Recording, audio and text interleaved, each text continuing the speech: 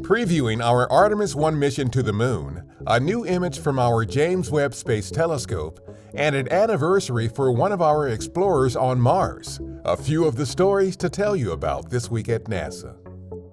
We previewed our uncrewed Artemis I mission to the Moon during a pair of briefings. On August 3rd, agency officials at our NASA headquarters and at other NASA centers provided a big-picture overview of the mission. Artemis I shows that we can do big things, things that unite people, things that benefit humanity, things like Apollo that inspire the world. That was followed 2 days later with a deeper dive into the mission's timeline and operations from our Johnson Space Center. The agency is currently targeting no earlier than Monday, August 29th for the launch of the Space Launch System rocket to send the Orion spacecraft around the Moon and back to Earth.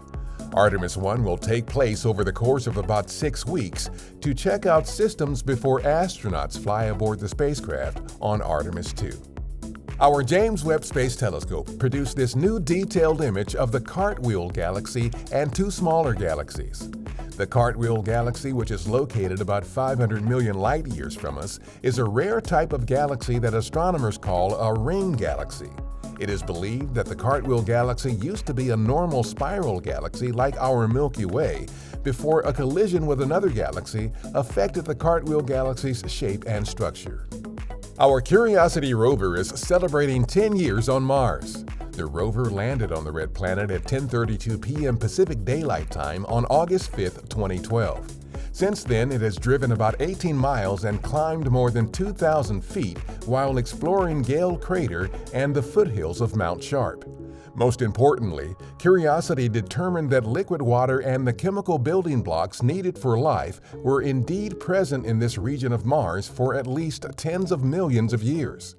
The Curiosity team now plans to have the rover spend the next few years exploring a new region, one thought to have formed as water was drying out, leaving behind salty minerals called sulfates. The launch of our SpaceX Crew 5 mission to the International Space Station is currently targeted for no earlier than September 29th from our Kennedy Space Center. NASA astronauts Nicole Mann and Josh Cassada, Japan Aerospace Exploration Agency astronaut Koichi Wakata, and Roscosmos cosmonaut Anna Kikina discussed their upcoming mission during an August 4th briefing at our Johnson Space Center. We are coming together as a human race, and our mission on board the International Space Station of developing this technology and research to benefit all of humankind is really what brings us together. This is NASA's 5th crew rotation flight to the space station with a U.S. commercial spacecraft.